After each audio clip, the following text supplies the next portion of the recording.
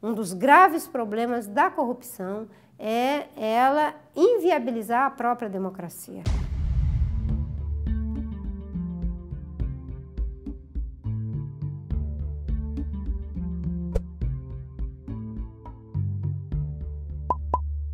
O sucesso da comunidade depende do sucesso individual, enquanto o sucesso de cada membro depende do sucesso da comunidade como um todo. Essa é uma frase de um físico, ambientalista, escritor, uma frase famosa, Fritjof Capra, que eu separei para começar essa entrevista com a Marina Silva, que foi ministra do Meio Ambiente, candidata à presidência da República e hoje é porta-voz da Rede Sustentabilidade. Marina, eu escolhi essa frase porque ela define a natureza da vida, mas ela destaca uma questão fundamental que é a cooperação.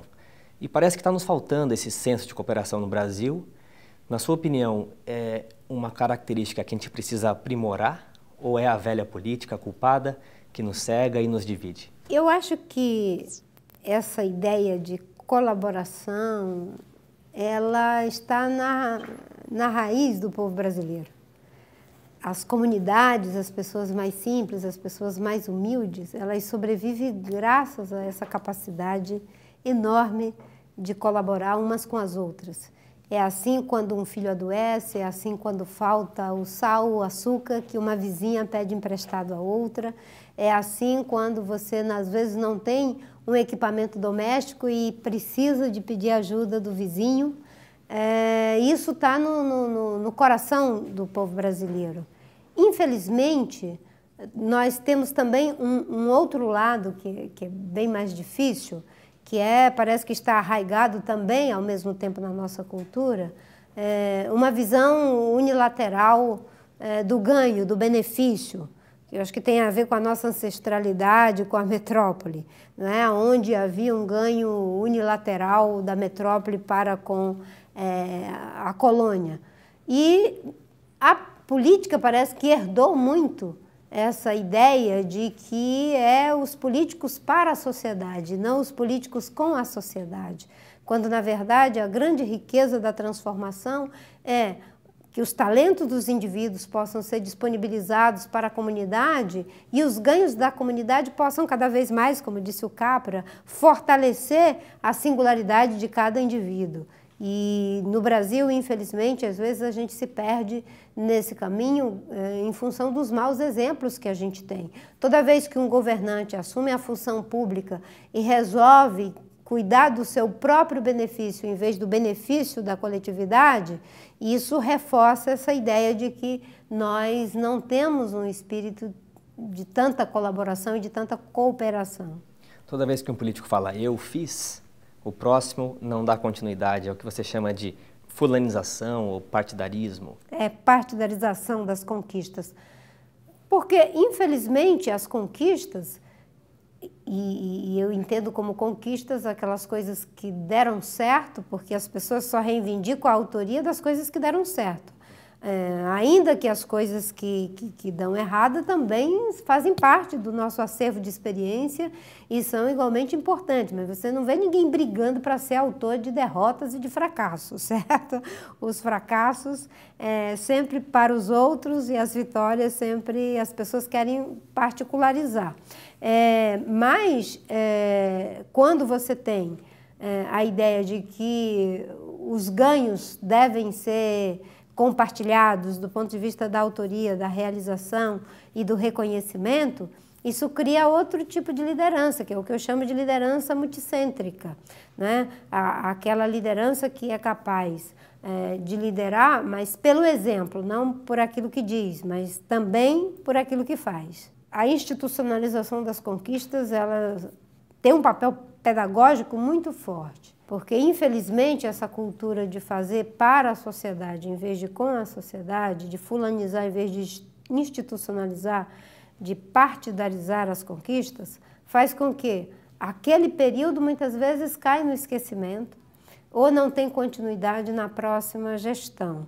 E as democracias que evoluíram, que avançaram, são exatamente aquelas que foram capazes de institucionalizar as conquistas da sociedade. No Brasil, nós temos várias conquistas, né? Eu acho que a que foi mais compartilhada foi a reconquista da democracia, porque foi uma luta de muitos partidos do campo democrático, das lutas libertárias do Brasil, e isso há um reconhecimento de que foi um esforço coletivo. Mas em relação a outras políticas, essa fulanização presta um desserviço. Por exemplo, a estabilidade econômica, que começou no governo do Itamar, com o presidente Fernando Henrique Cardoso, uma boa parte das pessoas satanizava o Plano Real, quando, na verdade, ele deveria ser uma conquista da sociedade brasileira, mantendo os fundamentos da política macroeconômica. A mesma coisa em relação às conquistas sociais do primeiro governo Lula e depois que foram se perdendo agora no governo da presidente Dilma, mas foram conquistas relevantes, mas igualmente eram partidarizadas e fulanizadas para o Partido dos Trabalhadores, quando, na verdade, deveriam se constituir como direitos. Quando elas são constituídas como direitos, podem até mudar os governos e os partidos, mas elas terão continuidade. Por quê? Eu não posso ter um projeto de país que é bom, maravilhoso para a saúde, para a educação, para as pessoas que vivem em situação de fragilidade social, que só funciona comigo, porque aí eu crio um problema, não é? Eu acabo, em nome de permanecer no poder, inviabilizando a alternância de poder. E na democracia nós temos que trabalhar com a ideia de que a alternância de poder é bom para a democracia. Você fala de abuso de poder econômico nas últimas eleições, o que contrasta com a democracia. É um abuso de poder econômico que levou a uma fraude eleitoral. O volume de recursos que foram utilizados para a eleição de 2014, com recursos do Caixa 2, com recursos da corrupção, no montante que a Lava Jato está comprovando que foram desviados dos recursos públicos, é uma comprovação de que não temos uma eleição democrática, de que tivemos uma eleição que, em função desses abusos, foi uma fraude eleitoral. E, obviamente, que é fundamental corrigir a estrutura, o mecanismo que viabiliza essa fraude. Um dos graves problemas da corrupção é ela inviabilizar a própria democracia, porque o cidadão faz uma escolha que não está tão livre assim, já que ela está influenciada por todos esses mecanismos que acabam elegendo deputados, senadores, presidentes, governadores de forma fraudulenta. Nesse sentido, a Lava Jato tem deixado, então, um grande legado para o país. A Lava Jato está dando uma grande contribuição e o que eu espero e que a sociedade brasileira espera é que isso se constitua num legado. O legado é institucionalizar as conquistas da Lava Jato, para que a gente não fique enxugando o gelo. E o que é institucionalizar as conquistas da Lava Jato? Além de combater a corrupção, punir exemplarmente a corrupção, criar mecanismos que levem à prevenção da corrupção e que nos ajude a promover uma cultura política baseada em princípios e valores que rechace a corrupção. A Lava Jato está fazendo uma reforma política na prática. Se institucionalizarmos as conquistas que ela está trazendo, a política vai ficar desinteressante para os que querem usar a política de forma espúria, para interesses espúrios. E vai ficar na política aqueles que querem prestar um serviço à sociedade, à comunidade. Sobre a lista fechada, por um lado tem muitas críticas, porque vão permanecer os caciques, os mais poderosos dentro de cada partido, mas por outro não forçaria os partidos a terem um conteúdo programático mais claro e mais consistente? Não acredito que viabilize conteúdo programático mais consistente, eles se fechando cada vez mais neles mesmos. Se hoje, que tem que passar pelo crivo do cidadão para poder serem escolhidos, não tem esse conteúdo programático, quanto mais quando eles tiverem a prerrogativa de escolher quem serão os eleitos, quem serão os ungidos, porque, na verdade, o que vai acontecer é que vão botar alguns nomes que sejam mais palatáveis para a opinião pública e, junto com eles, uma quantidade enorme de pessoas que, inclusive, podem já estar sendo investigadas e processadas, com o objetivo não de prestar um serviço à sociedade brasileira, mas com o objetivo de ganhar imunidade para os crimes que praticaram. Por isso que eu sou contra a imunidade que essas pessoas têm, porque São privilégios que nenhum cidadão tem. Quanto mais você tem uma função pública, uma responsabilidade, conhece as leis, comete crimes e você é agraciado com foro privilegiado, não é? Com uma espécie de imunidade para os crimes que pratica, o foro privilegiado é um desserviço à democracia brasileira. Sobre a pauta que lhe é mais cara, né, a pauta ambientalista, é muito difícil tratar dessa questão num país que tem uma agricultura tão forte. Afinal de contas, no ano passado a gente teve, todos os setores tiveram um PIB negativo e só a agricultura teve superávit. Como que é trabalhar isso? Porque parece que elas se chocam. Na verdade, deveria ser mais fácil. Não consigo imaginar nenhum dono de uma empresa que sai quebrando suas máquinas, que sai destruindo, enfim, o patrimônio, o acervo material da sua empresa.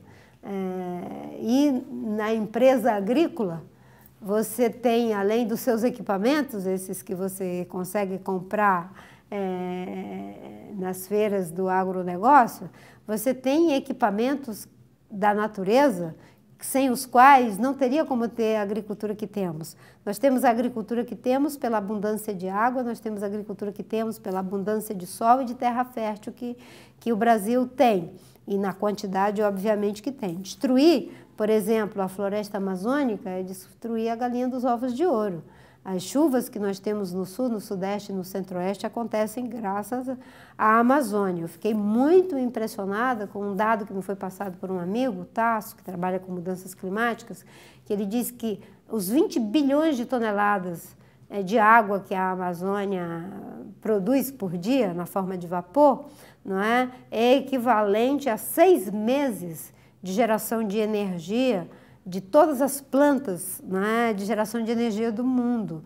Isso é um serviço que a gente não tem nem como imaginar, como calcular, certo? No entanto, para quem tem uma agricultura próspera como a nossa, cuidar desse imenso patrimônio deveria ser uma contradição, deveria ser um desejo, mais que uma obrigação. Uma potência verde. Nós somos uma potência ambiental. Nós temos 11% da água doce do planeta, nós somos responsáveis por cerca de 24% de toda a água doce que é lançada nos oceanos e que tem uma importância estratégica para o equilíbrio dos oceanos. Nós temos 22% das espécies vivas do planeta e ainda temos uma diversidade cultural fantástica de índios, seringueiros, quilombolas, babassueiros, gerazeiros, pessoas que têm conhecimentos associados a recursos naturais, que é uma verdadeira ciência do saber narrativo, que não tem os postulados da ciência moderna, mas sabe escutar, sabe perceber e principalmente sabem fazer. Então o Brasil é uma potência ambiental, tanto em recursos naturais quanto em sociobiodiversidade. E te assusta o retrocesso que o presidente americano Donald Trump tem se mostrado, tem se inclinado a fazer aqui? Me preocupa muito tanto o retrocesso do Trump quanto o retrocesso do Temer. Os dois estão produzindo retrocessos. O orçamento do Ministério do Meio Ambiente no Brasil é um orçamento muito pequeno. E agora o corte já tinha acontecido um corte anterior, agora tivemos um corte de 50%, com o desmatamento crescendo. E o desmatamento crescendo não no momento em que você tem crescimento econômico, mas no momento que você tem recessão. Imagina se está crescendo agora, em plena recessão, o que não vai acontecer quando, se Deus quiser, retomarmos o nosso crescimento. Então, isso me preocupa muito, porque não há espaço para esse retrocesso. A agenda da sustentabilidade é uma agenda que só tem um caminho, dar conta dessa responsabilidade planetária. Nós estamos diante de um impensável, que é a possibilidade de destruir as bases que sustentam e promovem a vida na Terra. Então, acho que as grandes potências têm uma responsabilidade maior, mas os países em desenvolvimento têm igual responsabilidade. Temos responsabilidades diferentes, mas todos temos responsabilidades, tanto com a agenda de adaptação, quanto com a agenda de mitigação e, principalmente, com a agenda da promoção da sustentabilidade. Tá certo, muito obrigado. O que mais me orgulha no Brasil é essa capacidade criativa e inventiva do povo brasileiro, né? Toda essa crise que nós estamos vivendo, e quanto mais eu ando pelo Brasil, eu viajo muito, conheço todos os estados, muitos lugares. Agora mesmo na campanha de 2016, eu fiz 46 cidades em 100 dias. Foi assim, mas é incrível a capacidade que o povo brasileiro tem de ser muito maior, muito melhor do que os seus representantes. A capacidade que o povo brasileiro tem de olhar de baixo para cima, não por subserviência, mas para poder enxergar o que está acima de nós. E as pessoas sabem o que está acima de nós. Se você perguntar para qualquer pessoa na cidadezinha mais isolada o que é mais importante, ele vai dizer é educação. Educação, saúde, moradia digna, saneamento básico, as pessoas sabem qual é a agenda. E isso é olhar de baixo para cima para ver o que está acima de nós. Acima de nós está o Brasil. Paralelo a esse Brasil que fenece na corrupção, esse Brasil que está vivendo todas essas dificuldades, tem um Brasil que floresce e que precisa ganhar espaço, precisa vir à superfície.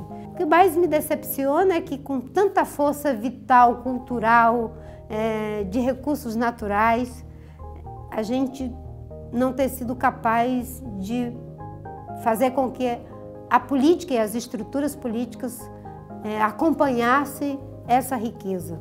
Hoje, a maior parte dos problemas estão sendo criados pela política. A política deixou de resolver problemas e passou a criar problemas. E isso, para mim, é uma grande decepção, porque eu fico imaginando se tivéssemos uma ideia de projeto de país e não apenas projeto de poder, se tivéssemos um ideal de nação mesmo, vamos ser a potência ambiental do mundo, no bom sentido, nós não ficaríamos presos apenas às eleições. As eleições, elas são importantes, mas são passageiras. O que é mais significativo e relevante é ter políticas públicas que possam ser institucionalizadas, ter os investimentos que tenham continuidade e ter uma agenda que coloque o Brasil no século XXI e não olhando para trás e andando para trás, como a gente vê na agenda em relação à floresta em muitos aspectos, na tentativa de continuar com uma matriz energética dependente de uma única fonte, que é das grandes hidrelétricas, e apostar cada vez mais no caminho das energias limpas, renováveis e seguras, né? Da proteção da nossa biodiversidade e o respeito à nossa diversidade cultural.